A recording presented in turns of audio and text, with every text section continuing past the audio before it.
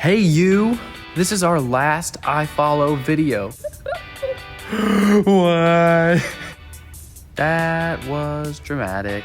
I've enjoyed this journey with you guys, and I'm excited to wrap it up here today by myself.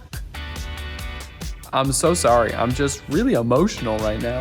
Talked about a lot of things through these videos, all of which are just ways that we can follow Jesus. I want to wrap it up today by talking about something that I think we all struggle with. How many of you guys have made a mistake? We've all made mistakes, right? How many of you guys look at some of the decisions you've made or some of the things you said or done and you're like, why did I do that? You ever found yourself in a moment like that? You're like, what was I thinking? I don't think I was thinking, I don't understand. Or have you ever had moments where you saw an opportunity to do something good, do something amazing? Maybe someone was being bullied at school and you could have stepped in and saved the day, or somebody dropped something on the ground and you're like, I could run it to them, but then you don't end up doing it. And then you think, why didn't I do that? That was a good thing to do. Like, why didn't I help that lady across the street? I don't know. Listen, we've all been there, okay? I've been there so many times. I have story after story of mess ups and mistakes, and story after story of times I wish I had done either the right thing or just done something better. If you feel that way, listen, you're not alone. I'm with you. But guess who else is with you?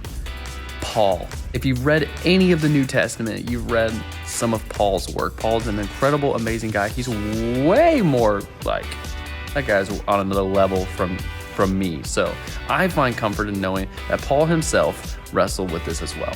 When you go read Romans chapter 7, you're gonna watch Paul wrestle with this. He goes back and forth. He's like, why? He's like, I do the things that I don't want to do, but I don't do the things that I do want to do. And he's like, I don't understand this. Like, one of the most brilliant theologians out there is wrestling with this, and he's perplexed by it. He can't figure it out. He just goes back and forth. It's like he's trying to wrap his mind around. He's like, why do I do the things I don't want to do, but I don't do the things that I do want to do? Well, this is our last video, but it takes me back to the first one that we made where I mentioned we're not perfect people. Do you know anybody who's perfect? I don't. The amount of perfect people I know equal the amount of people in this room, -1, or maybe +1. I mean, the only perfect person is Jesus. That's what I'm trying to get to. That's what I'm getting at. Jesus is the only Jesus is the only person who walked this earth and lived a perfect life. And you and I, because we're imperfect, we need Jesus's help. Even with Jesus's help, it's still going to be a struggle. There's always this internal battle, this fight, like wanting to do the right things, wanting to be more like Jesus, and then there's us, and we're always just getting in the way. There's always going to be this struggle, but Jesus is the answer. Following Jesus, trying to become more like Jesus, everything we've talked about through these videos, praying more, reading our Bible more, getting in community, serving others, all of those help us become more like Christ and help us do more of the things that we want to do and less of the things that we don't want to do. No one is too perfect that they don't need Jesus. But on the flip side, nobody is too messed up that they can't come to Jesus, which is great news for all of us because none of us are perfect. And thank goodness that we get to come to Jesus, mistakes and all, the parts of us that do the things we don't want to do and the parts of us that aren't doing the things we know we should or would want to.